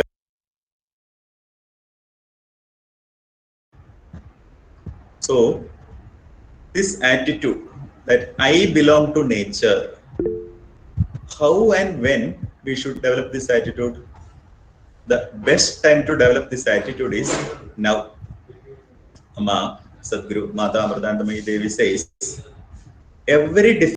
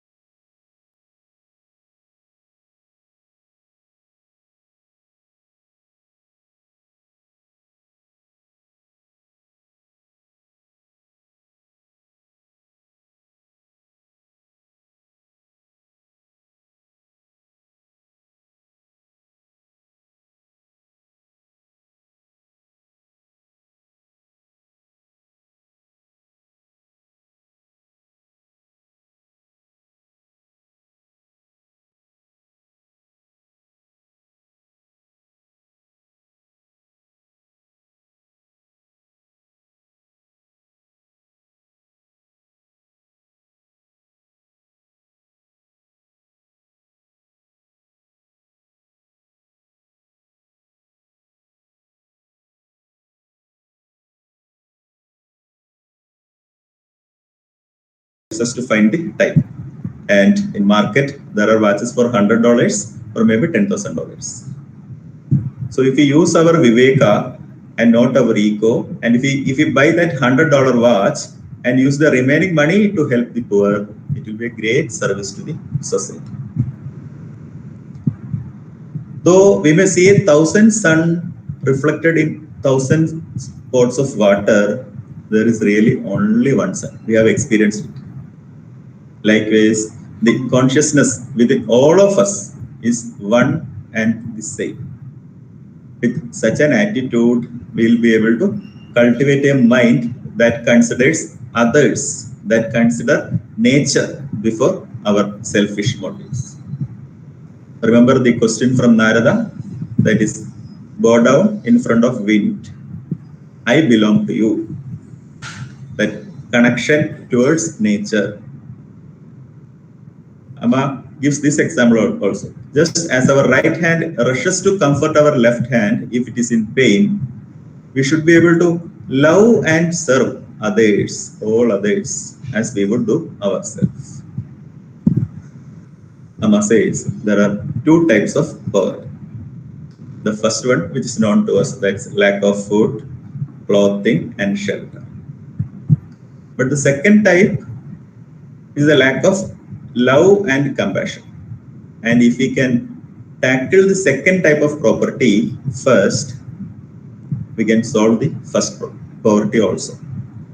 So we have to tackle the second type of poverty, that is love and compassion. Then easily we can provide food, clothing, and shelter. However, there is an important thing to remember. The compassion alone is not sufficient. We need something more. Whenever we try to love or serve without understanding those whom we are serving, we often end up harming the society and ourselves. There is a saying in Malayalam, Velkan Techada Pandai. So we may be doing it for thinking that it will be good for us, but the actual result will be not good, and then it will create some trouble for ourselves and the others. So in order for service to be beneficial, it needs to go hand in hand with Viveka, that discernment. Only then the sustainable development happens. We need development, but we need to conserve nature also. We need both. So we have to use the Viveka and then what is to be done, what is to be not done. We have to identify the difference between greed and necessity. Our compassion should not be like that compassion, that monkey compassion. Amma gives a beautiful story.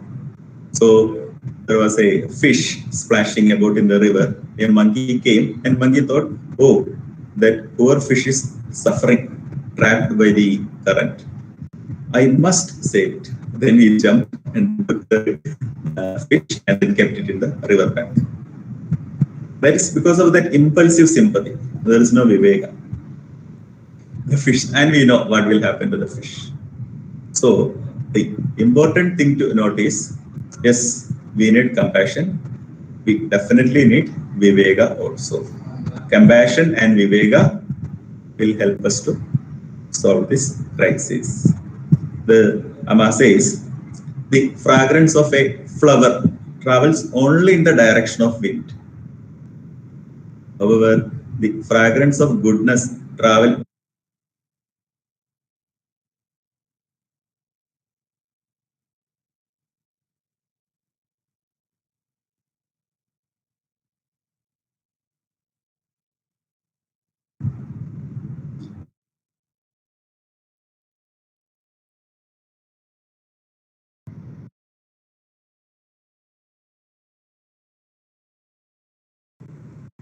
and very soon it will spread like the links of a chain. Using this Karuna virus, that's the virus of compassion, we can conquer the coronavirus. Spread all over the world today. Which is actually spread all over the world today. Now, coming back to that initial story of Mahabharata, that Himalayan tree, in chapter 27 of Ashwamedhika Parva, the mind is compared to a tree. So the tree there has a reference to our mind, which is here. The tree is not in Himalaya, the tree is in our head, in our body, wherever it is, the mind. Just like the Himalayan tree, let us use Viveka, shed our foliage of ego, arrogance, greed, lust, jealousy, all this krodha, and be compassionate in word and action. So this is very important. So the essence is we have to use the Viveka and then shed the foliage, the branches, whatever, the extra things, whatever is not required, that arrogance, ego, greed, lust, jealousy, and then cultivate compassion, cultivate Viveka, identify the difference between essential things and excessive things. Use only what is required. Don't take what is not. This is the only way to overcome the difficult time, whatever we are facing today. Develop compassion, develop that Viveka. May Amma bless all of us to develop Karuna and Viveka for the universal peace and harmony. Let us chant. Even if your mic is mute, let us chant together Loka Samstha 3 times.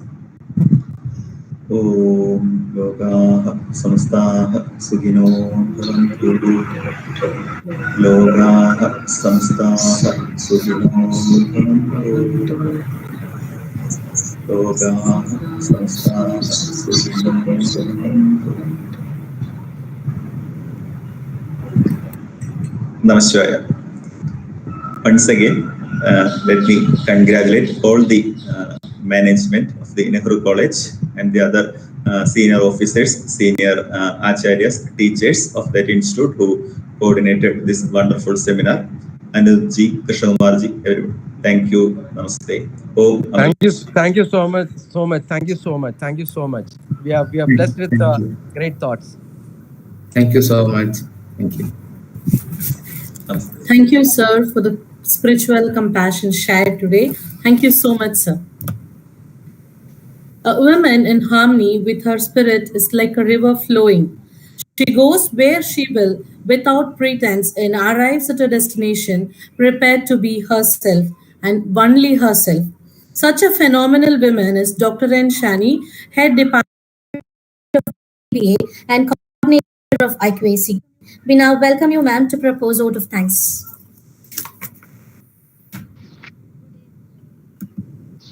Good day to all of you, most respected dignitaries who have gathered in this virtual platform. I express my sincere gratitude to all who have made this international webinar a grand success. At the outset, I take privilege to thank our Chairman and Managing Trustee, Dr. Krishnadas sir, and our CEO and Secretary, Dr. Krishnakumar sir, for their continuous support which they have extended to the NGI family to conduct such programs and being with us all through. That's a great motivation, sir. Pranams and thank you so much on behalf of the whole NGI family for your time with us. It's our pleasure. Many a time we would have thought, thank you, sir. Thank you. Many a times we have thought how this COVID has affected our entire life. But today, after listening to so much great people in all walks of life, we feel this day is blessed because of COVID. That is the reason why they are all connected virtually. We wouldn't even think how we are going to connect with people at Malaysia, Switzerland, and people sitting in Dubai and talking to us, and such a great leaders they are. So I really feel today NGI is so blessed to have, rather than their words, their thoughts that NGI should grow has given so much of energy to all these stakeholders, students, faculties, and all of them to grow better. So I take this wonderful opportunity to express my sincere gratitude for the time that the speakers have spared in this pandemic situation. First of all, let me extend my thanks to the most revered Ahmed Ibrahim sir, who's also called as Emeritus sir. Sir, like your empire, your heart is so wide. That is why you have extended such a great support to NGI. Thank you so much for being with us. I still do not know how we got a magical bonding with Miss Divya, the founder of NAST and the managing director. You must have seen her. The energy is so much, but she is the youngest speaker in this forum. In spite of that, the maturity that she has, the kind of knowledge that she possesses in spirituality, people who know her very closely will understand and will get inspired every time. Every time when I meet her, the respect towards her is increasing. And the bonding that she has with the Nehru Group of Institution and personal bonding with me and Principal Sir is something which is amazing. And I always thank God whenever I talk to her. It is such a kind of a divine relationship. And above all, it is only because, as she rightly said, to spread love and humanity to the entire world. That is very rare in this current scenario. Thank you, Ms. Divya, for sharing such a wonderful speech and being with us whenever we are in need of. Thank you so much. And we wouldn't have thought that we will talk to a medical practitioner at Switzerland, and this pandemic situation, so much doubts are there in the minds of students and parents and many others. And we find even the doctors who have done an MBBS here in India, we don't find time to talk to them. Tanuja madam has taken so much of effort to bring Dr. Helen ma'am to talk to us in this situation, and she has so much care and took so much dedication in explaining really about what people have to take, and she has wonderfully given a message what we have to do during this pandemic situation.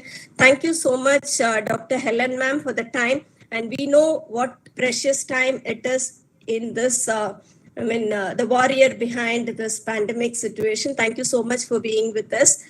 My humble pranams to Brahmachari Shivanandji, and this godly advice that he has given today, the few minutes that he has shared so much of information. Like, people don't speak much, but then within that short time, he has given a worldly message to shed ego and to care for humanity, to care for the neighbors, and to bow our head and bow ourselves to the Mother Earth. Thank you so much, Pranam Swamiji. I always wonder, there is a person who keeps growing because he is very good in one field of expertise. And we always think, what is this man's field of expertise? We never had found an answer. And that person is an administrator, is an humble teacher in spirituality, is a very good nature lover, is a person who always counsel people, is a person who dance and sing with the students. I don't know where is his expertise. We all still keep searching. And that is why he always thinks out of box. And the person behind such a wonderful international webinar connecting the whole world towards NGI family, the most dynamic principal, Dr. Aniruddhan sir, thank you so much for giving such an opportunity to organize wonderful webinar today and connecting all the worldly leaders towards the NGI family. I thank all the organizing team, Dr. Tanuja ma'am, Dr. Malati, Dr. Sudeepa, Dr. Sharanya, for bringing in such a wonderful resource persons, and then all the IQAC members and all the team members of Human Excellence, Center for Human Excellence, for making this webinar a grand success. Once again, on behalf of the organizing team, I extend a heartfelt thanks to all students and teaching fraternity who have made their time to join. Thank you so much.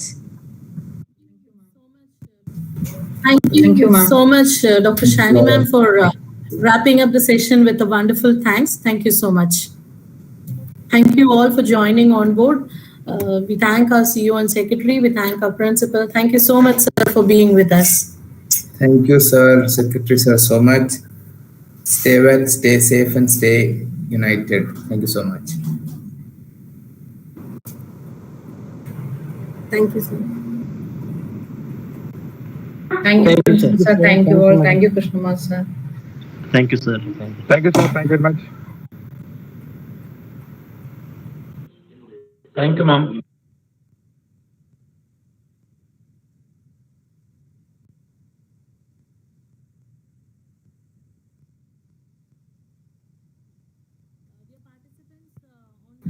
Dear participants on board and through YouTube, feedback link will be shared in the group. So we request all of you to kindly